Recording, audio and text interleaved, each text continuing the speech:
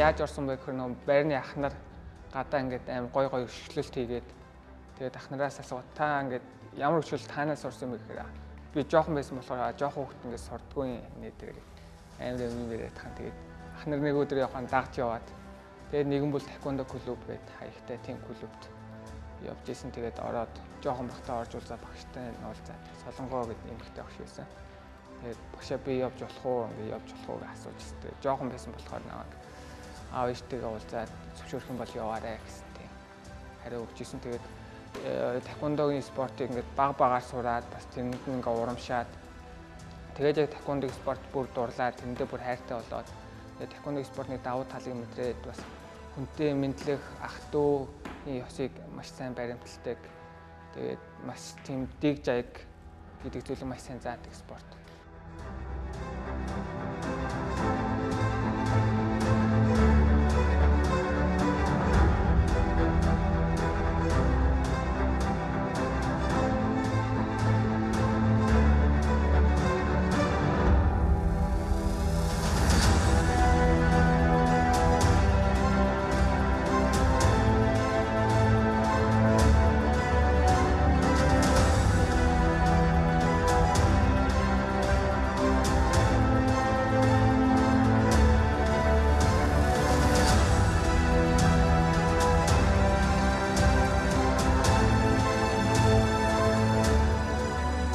Кореопын тэмцээнд би яг төрүүлжсэн. Яг тэр тэмцээн болохоор зэрэг таквондоч яг Солонгосын үндэсний спорт болохоор яг тэр Кореопын тэмцээн бол нэг баг дэлхийн авраг гэж баг яригддаг. Ер нь бол чансаа нэлээд өндөртэй сайн тэмцээн. Тэнд төрүүлээд яг сайн тамирчдыг ялаа, Солонгосын шилдэг тамирчдыг ялаа яг төрүүлэхдээ яг ингээл төрийн дуулаа сонсоход ингээл хойноос яг хилүү үзүүн ингээл баг ингээл татж байгаа юм шиг. Татаал тэгэл нүүр чимчигнээ. Тэр өстөө нэг үгээр илэрхийлэхгүй тийм сайхан мэдрэмж. Тэгэл нэг төрийн дуулаа сонсчоо би ингээд төрийн дуулаа эхлүүлж чадсан юм чинь дахиад яагаад чадахгүй гэж дахиад би энэс том тэмцээнд би төрүүлж чадах юм чинь. Өөр өөрт ингээд урам өгөөд тэгээд өөрийнхөө алдаа болон дутагдaltaй талуудыг бас сайжруулад давуу талаа ч гэсэн бас тэр тэмцээн дээр бас мэдэрсэн байсан учраас давуу талаа ч гэсэн хөшөө илүү нэгт болгох тийм бэлтгэл сургалтуудыг бас багш нартайгаа зөвлөлтөд бас өөртөө бас нэлийн тулж ажилладаг байна. Баярын хувьд ажиллах чадвар өндөртөө. Тэгээд хамгийн гол давуу чанар бол баярын хувьд маш хөдөлмөрч тамирчин. 14 оноос хойш 13 оноос шгшогд анх орсноос хойш ерөнхийдөө бол Монголын таквондогийн холбооны түүхэн амжилтуудыг бас гаргасан тийм тамирчин байгаа. Ерөнхийдөө өмнөх Риогийн олимпиад бид нар Tumee баярыг бол Тэмүүжингийн бэлтгэл ангичаар авч явж исэн бол одоо энэ тамирчин манаас тэр үед олимп үзэж исэн.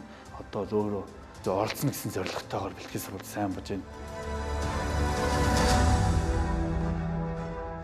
2016 оны олимпийн тэмцээнд Тэмүүжин битээр явсан. Тэгээ би яг 58 кг-д олимпийн тэмцээнд оролцоод 2 тойрог ялаа 3 дугаар тойрог дээр хятадын тамирчинд ялагдсан байгаа. Тэгээ Тэмүүжингийн хувьд болохоор 4 тойрог ялаад тэгээд олимпийн эрхийг бас авсан тийм түүхэн үйл явдал болсон. Тэгээд Риогийн олимпиад хамт яваад.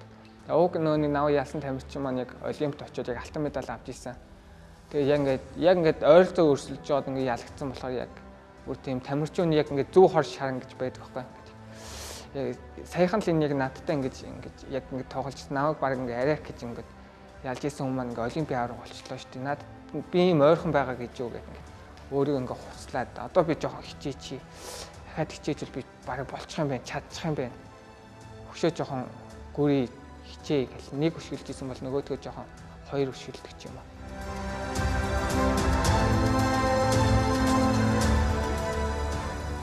Таквондоор хичээснээс хойш олимпийн эрх авъя гэсэн зорилго маань айгүй том байсан учраас хэн авсан яг тэр зүйл мөхөө бид нар бөөндөө авч ийн гэж боддог учраас хэн ч авсан би энд айгүй их баяр хүргээд айгүй их баяртайгаар би энд тусал тэмцсэн 16 онд одоо олимпиад явхад миний одоо бүхий зүйл хамт байсан жин хасах тэгэл орой болоод массажист өдрөө бол тэгэл хоол унд бэлдэж өгнө бэлтгэл ханган сонголт хийж өгнө цүнх байрна тэгэл эмчиж болчихно сайн зөвлөгч болчихно бүхий зүйлээр нь хамт ажилласан.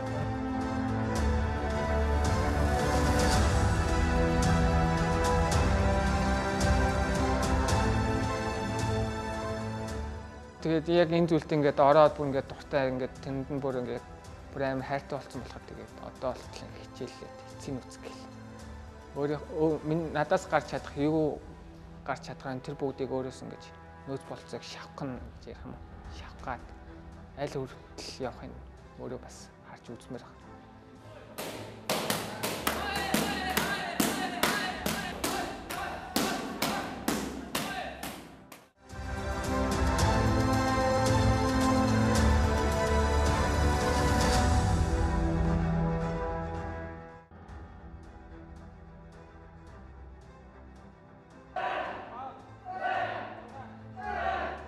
Манайх ер нь бол хамгаалалт сайтай учраас бас тийм амар амархан бол унаад идэв. Гэхдээ тийм унах тохиолдол бол гарна. Бас би бас бэлтгэл дээр бас тийм хүн цохилдоо ч юм уу эрүүндээ өшөглөлт аваад тэгээ унаад жоохон манараад 0-0-ороо сэргээд тэгээ буцаа бэлтгэлдээ буцаж орох.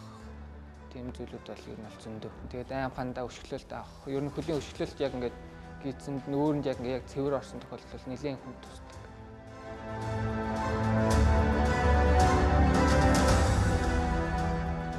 За манай тамирчдын нийтлэг одоо яг давуу чанар гэх юм бол Монгол тамирчдын нийтлэг давуу чанар гэх юм бол ажиллах чадвар. Ажиллах чадвар бол ер нь хамгийн сайн өндөртэй. За Түмэн баярын маань хувьдлан бол ер нь бэлтгэл сургалтыг бол маш хичээнгүй сайн хийдэг. За одоо юу гэдэг нь багш үүрэг даалгавар өгөөд явах юм бол хамгийн сайн хийдэг, өөрийгөө сайн дайчилж чаддаг тийм тамирчдын нэг. За тэгээд ер нь бол тэмцээн уралдаан дээр бол сайн сонсч чаддаг, бие бинийгээ сонсч чаддаг. За бэлтгэл мэдээж тэмцээн уралдаан дуусгаад тоглолтын өмнө бол бид нар тоглолт үр дээр тухайн өрсөлдөгч тамирчдын хувьд бол анализ хийдэг. Тэрийг бол хамгийн сайн ойлгож чаддаг, хамгийн сайн одоо юу гэдэг тасгалжуулагчаа сонсож чаддаг бол тамирчин бол Түмэн баяр.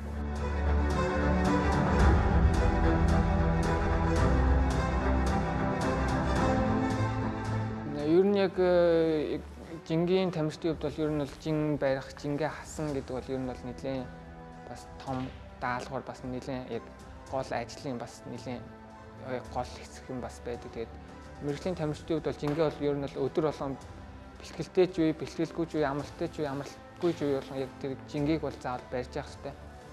5-аас дээш жил бол ер нь бол мэргэжлийн тамирчид хасаад тэмцээнд ороход бол ер нь бол амжилт тодорхой хэмжээнд амжилт буурна гэж үздэг байгаа. Тэгээд өөрийнхөө жинг бол нэг 4 жилээс дээшээ хасахгүй тийм тэгэж тохируулахаар ер нь бол жингээ бариад тэгээд 62-500-аас бэлтгэлтэй ороод 61-500-аас ингээд бэлтгэлээ дуусгах юм уу.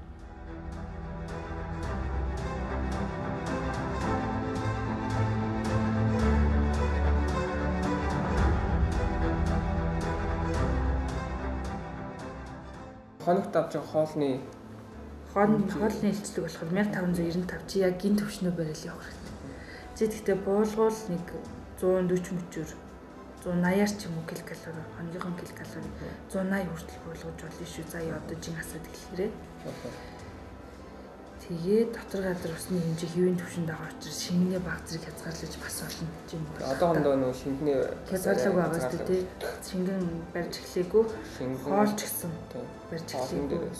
Хоолн дээр ер нь чи нэг маргааш нэг өдөр 2 хоолод 200 орчим калори багасах юм, килокалори багасах юм бол болно. Шингэнийхээ хэмжээг ч гэсэн нэг 20-оос 30% багасгаад жиндээ орохоор явж болохоор шүү.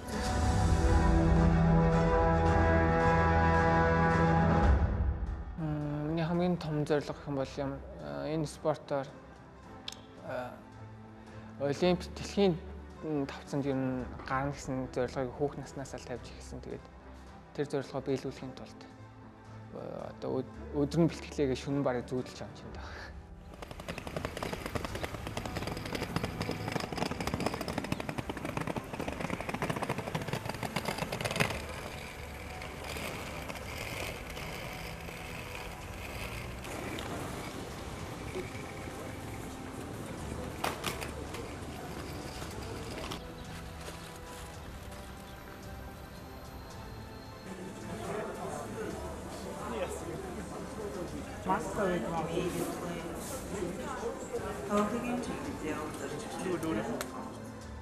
Турк улсын нээлттэй тэмцээнд явахд бэлэн болсон байна. 2020 оны хамгийн ихний тэмцээн учраас маш өрсөлдөөн ихтэй тийм тэмцээн болох байна. Тэгээд 2 сарын 6-нд ирэх хуваартай байна.